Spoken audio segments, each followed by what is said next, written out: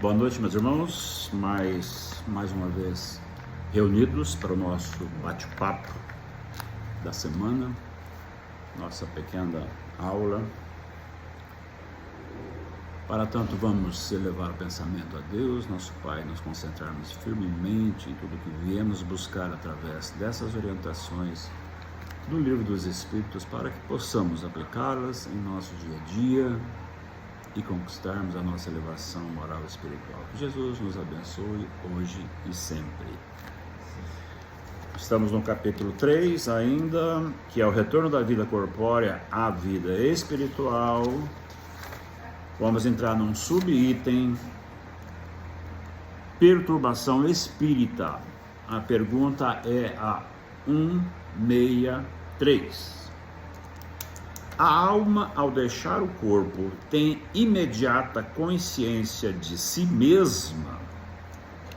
A resposta do Espírito é: consciência imediata não é a palavra. Ela fica perturbada por algum tempo. Nós falamos isso na aula passada, na semana passada, sobre essa perturbação do desligamento, né? Já tínhamos comentado alguma coisa a respeito, que há um processo de perturbação, né? Quando há esse desligamento, né?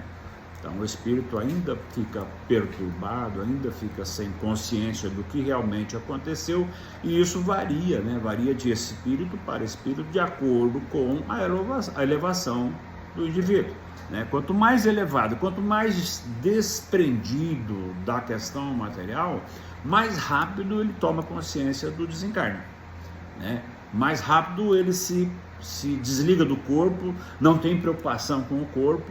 Então isso depende muito do que? Do nível moral, né? Nível de elevação espiritual dos indivíduos, né? Do espírito. Então essa consciência, ela não é um tempo exato para que se tome, mas na verdade todos os espíritos, quando há um desligamento, né, tem que estar muito aprimorado, muito ligado à questão espiritual, para que ele não sofra nenhuma perturbação, né? Daí o indivíduo já está esperando, os caras já sabe o que é, acabou de desligar, já se conecta ao mundo espiritual de uma forma muito, muito tranquila, né?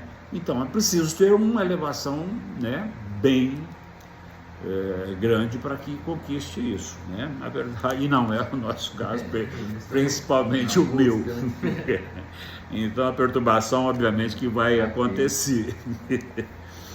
A questão 164 diz: a perturbação que se segue à separação da alma e do corpo é a mesma para todos os espíritos em termos de duração e grau? Aqui a gente já começa a responder antes, né? Nós já fizemos essas considerações na resposta anterior, que é praticamente sobre essa pergunta. Ou seja, a resposta dos espíritos é não, pois depende da sua elevação. Aquele que já está depurado se reconhece quase que imediatamente, porque já se desprendeu da matéria durante a vida do corpo, enquanto que o homem carnal, cuja consciência não é pura, conserva mais prolongadamente as impressões da matéria. Talvez só mais um adendo com relação a isso, porque já se desprendeu da matéria durante a vida do corpo, tá? É durante a vida do corpo, ou seja, é um processo de desprendimento que nós chamamos de espiritualidade ou espiritualismo, tá? Que é o que? O oposto do materialismo, tá? Então, aqueles que se prendem ainda muito à questão material, e isso independe da religiosidade, tá? Independe da religião, independente de ser espírita, católico, evangélico, protestante, Buda, enfim. Esse desprendimento da matéria é que faz com que ele não se preocupe quando volta a ser um espírito, E esse desapego aqui da matéria é porque ele também está mais evoluído espiritualmente? Já vem de vidas passadas, todo o processo de evolução. Então você hoje encontra pessoas, indivíduos ateus, que não são materialistas. Ateus que são pessoas boas. Ou seja, não está intrinsecamente ligado à religião ou religiosidade, mas sim à evolução do espírito, né? Então esses indivíduos já vêm num processo, e aí tem mais uma vida, tem mais 70 anos, digamos aqui, para se desprender mais ainda das questões materiais, e principalmente da matéria do corpo, que a gente tem muito apego ao corpo. Então isso vem todo de um processo de vida e não está ligado à questão da religião. É óbvio que, por exemplo, o Espiritismo, sendo uma doutrina, né, que trata da relação com os espíritos, ela facilita o conhecimento das pessoas, para que as pessoas entendam que existe espírito e que o espírito é mais importante que a matéria. Ou seja, dentro desse conceito, dentro desse conhecimento, a gente passa a educar mais o espírito, ou a gente direciona mais as coisas para o espírito do que para a matéria, ou não.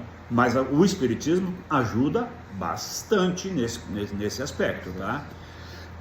Que eu falei que não está intrinsecamente ligado à religião, sim, não está intrinsecamente ligado, mas todo o evangelho cristão trata dos desapegos. Nós tivemos o Cristo como referência, que não tinha apego nenhum material, né? Então isso já é um clássico exemplo, né? Então até aqueles que os seguiam largavam de tudo para seguir. E aí nós temos exemplo de santos da Igreja Católica, como são o próprio Francisco de Assis, tá? Que deixou a vida de milionário, de gente abastada, para poder atender aos pobres.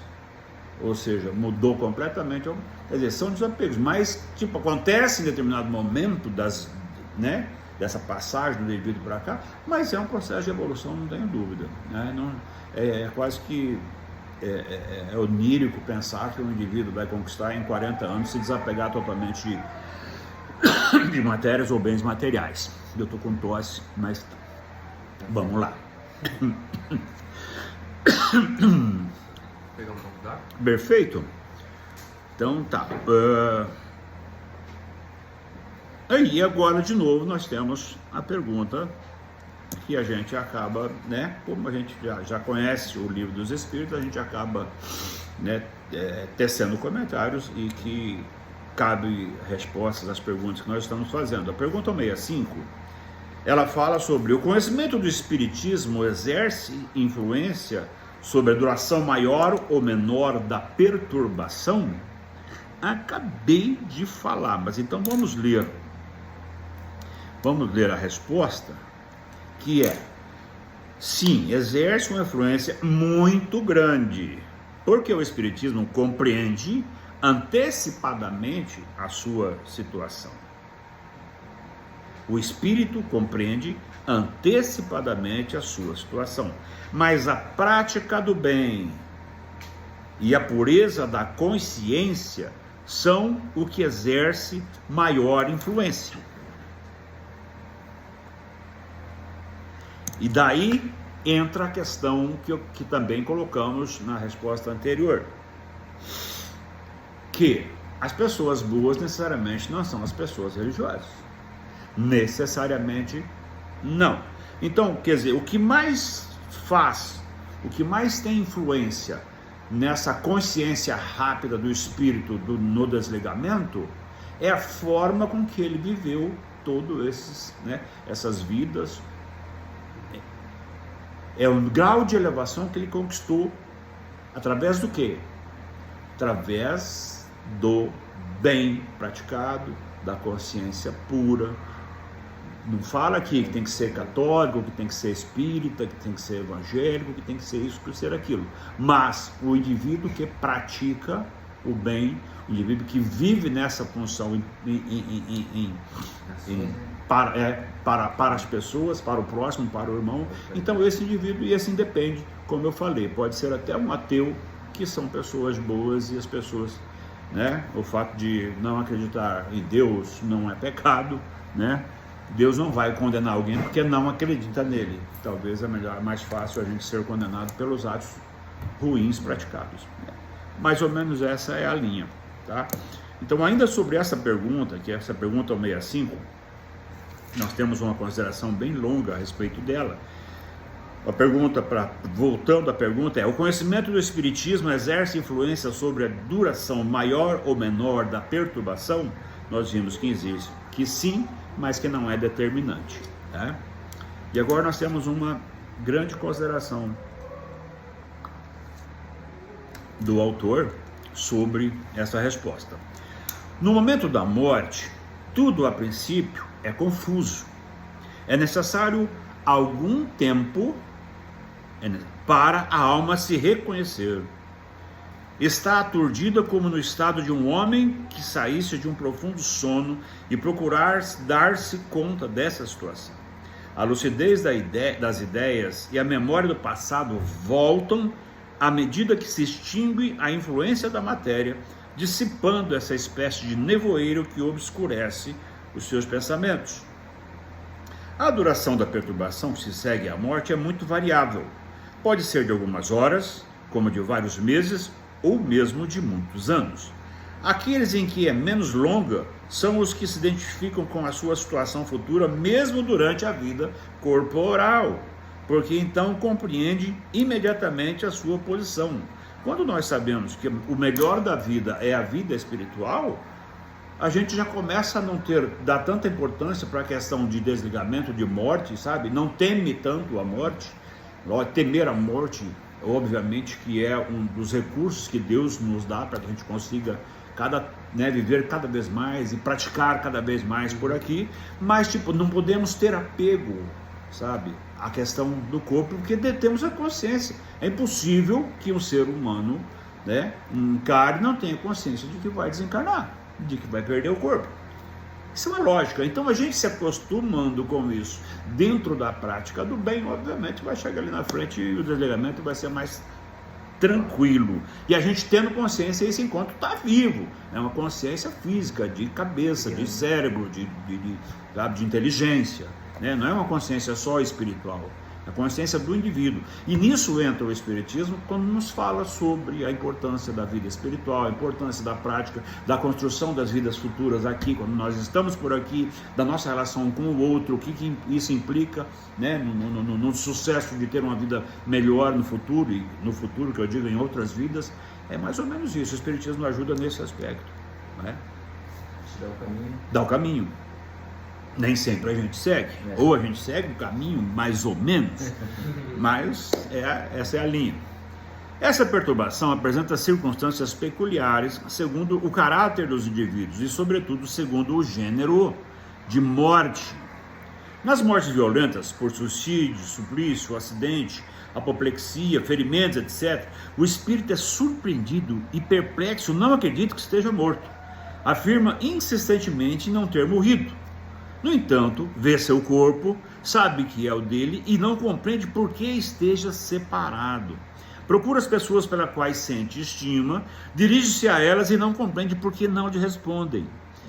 Esta ilusão dura até o completo desprendimento do espírito, e é somente então que ele reconhece o seu estado e compreende que não faz mais parte do mundo dos vivos. A gente vê isso muito em novela, em filmes, né? Sempre fazem essas relações. E, na verdade, os espíritos explicam que realmente é dessa forma. Esse fenômeno é facilmente explicável. Surpreendido pela morte, o espírito fica atordoado com a brusca mudança que nele se opera. Para ele, a morte é sinônimo de destruição, de aniquilamento. Ora, como continua a pensar, ver e escutar, considera-se vivo. O que aumenta a sua ilusão é o fato de se ver um corpo semelhante ao que deixou na terra, cuja natureza etérea não teve ainda tempo de verificar. Ele o julga sólido e compacto como o primeiro, e quando se chama a sua atenção sobre esse ponto, admira-se de não poder apalpá-lo. Este fenômeno é análogo ao dos sonâmbulos inexperientes, que não acreditam estar dormindo. Para eles, o sono é sinônimo de suspensão das faculdades. Como pensam livremente e podem ver, acham que não estão dormindo. Então ele fez uma analogia, ele fez uma comparação dos espíritos quando eles desencarnam e não compreendem a morte com os indivíduos sonâmbulos, tá? Porque o sonâmbulo conversa, abre o olho, enxerga, caminha, fala, responde e está dormindo. E não acredita, e o sonâmbulo não acredita que está dormindo, ele acredita que está acordado. E a mesma coisa são os espíritos quando eles desencarnam e se sentem atordoados, principalmente em desencarnes mais trágicos, como foi citado aqui. Então eles não acreditam, porque eles ouvem a família conversar, eles chamam o familiar que não responde, ou seja, tentam, né, dialogar, tentam contato, não tem, ele quer tocar os indivíduos, não consegue tocar os indivíduos, ou seja, não consegue ser tocado e nem tocar. Então, quer dizer, até haver essa compreensão, há um certo sofrimento, há uma certa angústia nesse momento de transição, certo?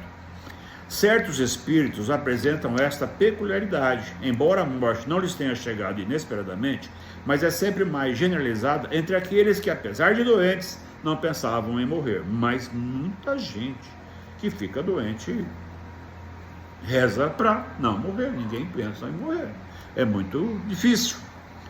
Vê-se, então, o espetáculo singular de um espírito assistindo o seu funeral como a de um estranho e a falar dele como um assunto fora do seu interesse, até o momento em que compreende a verdade. A perturbação que se segue à morte nada tem de pessoa para o homem de bem, nada tem de penosa para o homem de bem. É calma e em tudo semelhante àquela que acompanha um despertar tranquilo. Para aquele cuja consciência não é pura, a morte é cheia de ansiedades e angústias que aumentam à medida que se reconhece. Exatamente isso. Nos casos de morte coletiva, observou-se que todos os que perecem ao mesmo tempo nem sempre se revêem imediatamente. Na perturbação que se segue à morte, cada qual vai para o seu lado ou somente se preocupa com aqueles que lhe interessam. Talvez essa parte mais diferente da resposta desse texto é essa parte do desencarne coletivo, não é? Porque como existe no desencarne coletivo, apesar de ser, né, uma providência divina, né, tudo o que acontece, tudo está dentro do que foi programado por Deus e pelos próprios espíritos. Então, por um acidente de avião que morre, né, 90 pessoas, 100 pessoas, um desencarne coletivo, apesar de ser uma providência de Deus, né, de juntar todos aqueles por algum motivo naquele avião, naquele dia, naquele momento, eles não estão no mesmo nível de elevação moral e espiritual.